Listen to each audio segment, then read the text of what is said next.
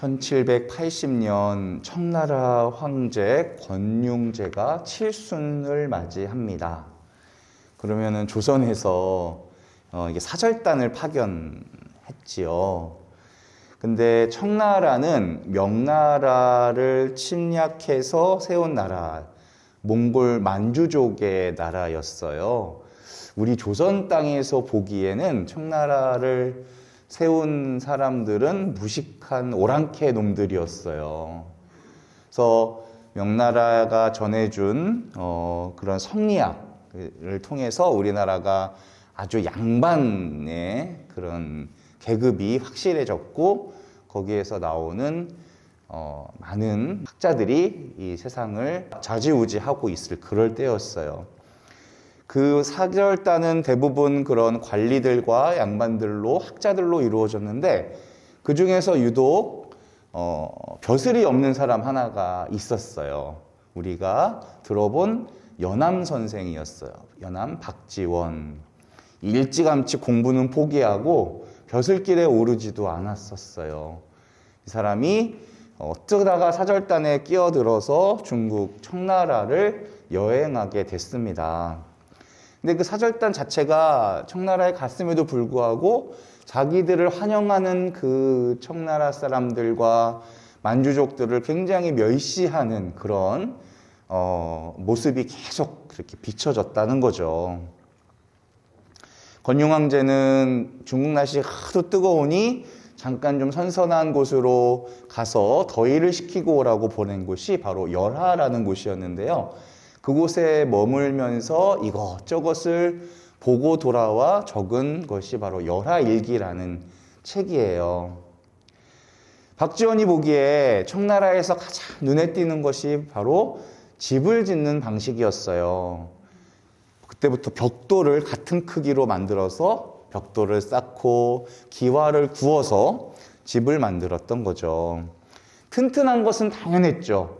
그리고 조선에서 집을 짓는 흙집, 이렇게 진흙과 지푸라기를 개가지고 툭툭 붙였던 흙집들은 갈라지기도 좋았고, 비가 내리면은 무너져 내리기도 하고, 구멍이 여기저기 숭숭숭 뚫려 있었어요.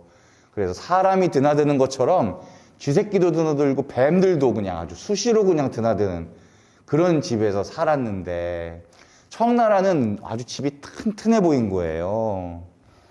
그래서 청나라식의 집짓기를 조선에도 들여야 된다고 열하일기에다가 자세히 적었어요. 그랬더니 나중에 사대부들이 보고선 조선 양반들이 왜 무식한 떼놈들의 집짓기를 배우느냐고 막 비판을 한 거예요. 그리고 박지원이 또 놀랬던 것은 아주 큰 길과 수레바퀴였어요. 청나라는 길이 널찍하고 수레바퀴가 동그래가지고 아주 쌩쌩 다녔어요. 그러니까 물건 이동이 편했겠죠. 그래서 각자 원하는 것들을 어느 지역에서나 어렵지 않게 싸게 구할 수가 있었다.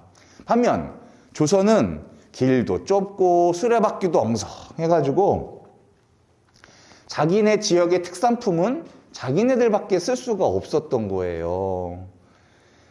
그러니 다른 지역의 물건들을 사려면 엄청난 돈을 주고 사왔었고, 이거를 청나라 상인들이 이용을 해서 우리나라 조선과의 접경 지역에서 이제 거래를 하는데, 조선의 다른 지역에 사는 물건들을 청나라에서 싸게 사가지고 비싸게 파는, 이래서 굉장히 많은 이익을 챙기고 있었던 거죠.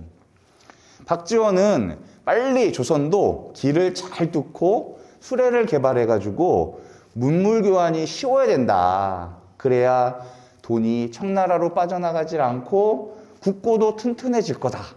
라고 적었어요. 그랬더니 양반들이 또 뭐라고 그랬냐면, 길을 널찍하게 되면 외적들이 침입했을 때 그놈들이 우리 길 다 쓸 텐데 어떡할 거냐고 이렇게 했었어요. 아주 답답하죠. 박지원은 계속 청나라 문물들을 보려고 애를 썼습니다. 사절단이 하도 청나라 사람들을 깔보니까 권융제가 열이 받아가지고 그들을 귀향을 보내려고 했어요. 그러니 사절단이 얼마나 긴장했겠어요. 이때 박지원은 어떻게 했냐면 은근히 속으로 좋아했대요. 내가 청나라에 귀향을 가서 갇혀 살면 조금이라도 더 이곳을 볼 수 있을 것 같아서. 그런데 양반들은 빨리 빠져오기를 위해서 길을 썼죠. 그 당시 조선과 비교도 안 될 부를 갖추고 있는 나라임에도 불구하고 깔보고 자기를 더 높이려고 노력을 했다. 결국에 그들은 조선에 돌아와서 야만적인 만주족들이 세운 청나라에서는 배울 게 하나도 없다고 보고를 했어요. 그리고 박지원이 쓴 열하일기를 계속 깎아내려서 천박한 문체라고 해서 금서 목록에 집어넣었어요. 결국에. 그래서 아무도 못 읽게 만들었어요.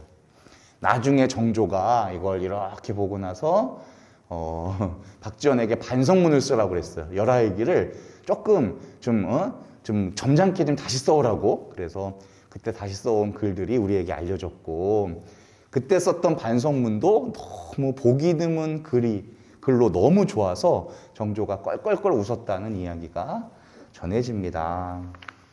저는 열하일기를 보고서 딱 생각났던 게 이게 바로 바리사이들이고 이게 바로 예수님이구나 라는 생각이었어요. 자기들이 거룩하고 점점 빼는 사람들이라고 생각하고 정작 들어야 되는 주님의 기쁜 소식은 천박하다고 여겨버렸어. 그래서 남들이 보지도 못하고 듣지도 못하게 만들어버리는 정말 답답한 사람들이었던 거죠. 누가 기쁜 소식을 전하는가? 복음이라는 말이 바로 기쁜 소식이라는 뜻이거든요. 기쁜 소식을 전하는 사람들은 기쁜 사람들이에요. 누구나 자기가 가진 것을 전합니다. 당연하죠. 내가 기쁘면 기쁜 소식을 전하게 되어 있고, 내가 우울하면요, 우울한 이야기를 하게 되어 있어요. 그렇다면 복음을 전하기 전에 먼저 그 복음이 내 것이 돼야겠죠. 짜증난 표정으로 복음을 전하면요, 복음이 전달되는 게 아니라 짜증이 전달될 거예요. 그러니 복음을 전하는 이는 반드시 기뻐야 되겠구나. 누굴 만나도 기뻐야겠구나. 어디를 가든 무슨 일을 당하더라도 기뻐야 그것을 전할 수 있겠구나. 나는 행복하다라고 말하면서 남을 아프게 할 수 있을까요? 저는 없다고 생각해요. 남을 아프게 하는 사람은 사실 자기도 아픈 사람일 거예요. 사람들에게 내가 사는 이 공동체, 내가 일하는 이 시설을 알려주려면, 또 비신자들에게 신앙을 알려주려면, 또 열심한 우리 청년들에게 성소를 전해주려면 가장 좋은 방법이 있어요. 자기가 먼저 그 안에서 벅찬 삶을 살아야 돼요. 기쁘게 살아야 돼요. 참으려고 해도 흘러넘치는 기쁨이 이미 있었어야 돼요. 그러고 그냥 그걸 보여주기만 하면 돼요. 내가 내 집안에서 우울한데 어떤 감언이설로 남들을 설득하고 홍보할 수가 있겠어요. 내가 지금 기쁘지 않으면 하느님을 전할 수가 없어요. 빵집을 하는 사람이요, 배가 너무 고픈데 자기 빵을 안 먹어. 결국에 빵을 안 먹고 굶어 죽어. 그러면 누가 그 빵을 믿고 사겠어요? 저는 오늘 사제서품을 받고 15년이 되는 날이에요. 15년 동안 그래도 하루하루를 힘들게 살아왔지만 정말 내가 빵 장사를 하면서 내가 사람들 앞에서 자신 있게 이 빵을 팔기 위해 얼마나 내가 이 빵을 사랑하고 이 빵을 먹으려 노력을 했는가 하는 묵상이 아침에 딱 되더라고요. 내가 다른 사람에게 뭘 전하고자 하는지를 알면 내가 어떤 사람인지를 알게 되는 거예요. 내가 다른 사람에게 늘 불평불만만 말하면 나는 불평불만만 가득한 사람인 거예요. 어떤 사람은요, 다른 사람을 괜히 불안하게 만들고 그 자리를 싫게 만들어요. 어떤 사람은 항상 편안하게 행복하게 만들어요. 그러면 그 사람이 불안한 사람이고 그 사람이 편안한 사람이기 때문에 그래요. 내가 갖고 있는 것을 주는 거거든요. 그러니까 나와 함께 있는 사람들을 위해서 내가 해줄 수 있는 가장 큰 선물은요, 내가 행복한 거예요. 그렇다면 내가 먼저 해야 될 일이 뭐냐면 내가 누구랑 있는 것과는 상관없이 내가 행복할 수 있는 방법을 배우는 거거든요. 보세요. 내가 다른 사람에 의해서 행복이 좌지우지 돼요. 내 남편이, 내 아내가, 내 자식이 나에게 행복을 주지 못해 라고 한다면 그 사람은 뭐냐? 그 사람들, 내 가족들을 내 행복의 도구로 생각을 하는 거예요. 이거는 잘못된 거잖아.